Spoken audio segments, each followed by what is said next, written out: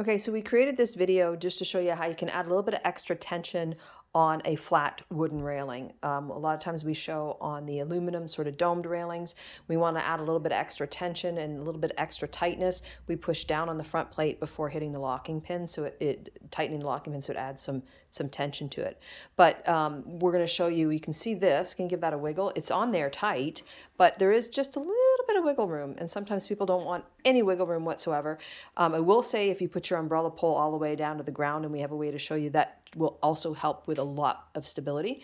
But one of the things you just want to quickly note is you want to have 3 key points touching, and that's the biggest thing. So you notice we've got the bottom of the front plate touching the railing balusters, the base of the railing, and there's a gap in here, and that's completely fine as long as either this or this, say if you had a wider railing and it wasn't touching here but it was touching here, you're fine. So one of those 2 points have to be touching. That's one key point that it has to hit. The front of the front plate has to be touching the railing, and then the third key point, of course, is the locking pin. So that locking pin has to go completely underneath, and then obviously when you pull the locking pin, it now removes that third point and allows you to easily remove the rail easy without having to do a lot of adjusting. So as it stands right now, it's solid. It'll hold your railing, your umbrella just fine, but you can see there may be a little bit of wiggle room, and we're going to show you how you can get rid of that without using a shim or anything else.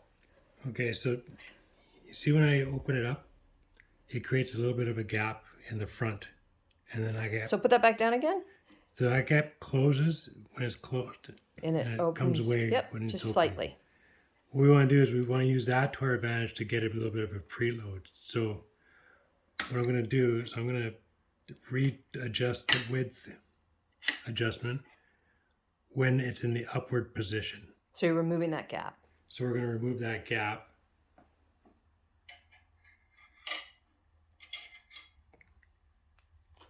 So I'm doing everything the same as we normally would, but it's slightly up.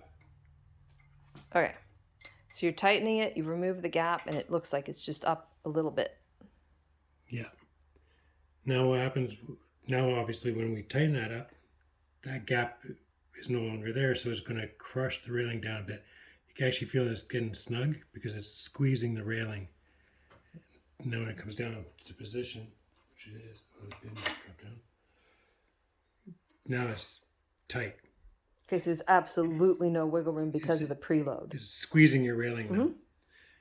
Now the UHM pads, those are protecting it, but it's just giving it a slight crush. Now you can see the back plate has kicked up a bit, and that's only because there was a little bit of play in there as well.